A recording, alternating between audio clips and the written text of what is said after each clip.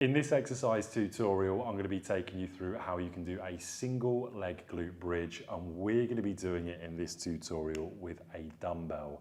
Now, if you don't have a dumbbell, let's say you're doing this at home, you can always put something like a bag to replicate weight whilst doing the exercise.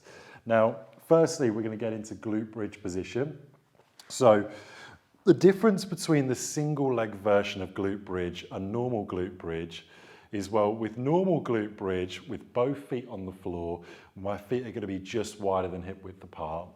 Whereas in this single leg variation, you'll notice now that my feet are almost together. My feet aren't touching, but they're very close to each other.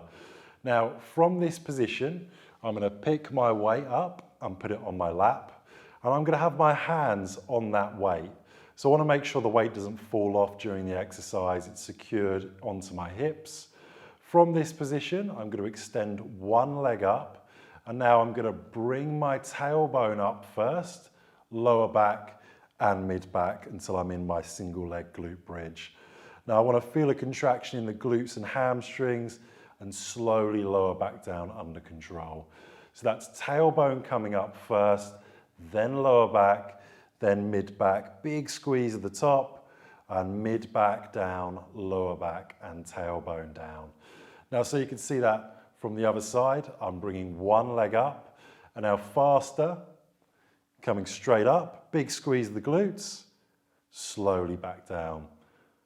Big squeeze of the glutes, slowly back down. You can bend this knee if you want to, or you can keep it straight. It's a little bit harder if you do this leg straight variation. And of course, you're repeating that for your desired amount of sets and repetitions. So you're looking to have your feet nice and close together.